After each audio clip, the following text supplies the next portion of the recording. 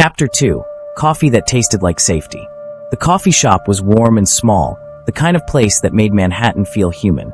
The barista, a middle-aged guy with tired eyes, slid 2 cups across the counter and watched us like he was trying to figure out if I was trouble that we sat in a booth by the window.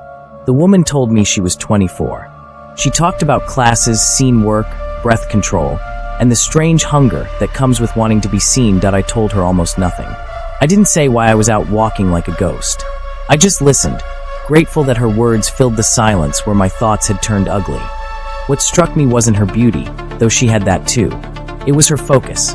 When she looked at me, it felt like the rest of the world had been edited out. Like I was the only thing on her stage. When we parted, she didn't ask for a selfie. She didn't ask for money. She just said, "Be careful crossing streets," and walked away. That should have been the end. But the next day she texted me.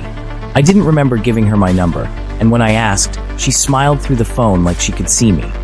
"You left your contact open when you paid," she wrote. It was right there. A normal explanation. Almost that I told myself it was nothing. I told myself it was a harmless New York coincidence that we met again.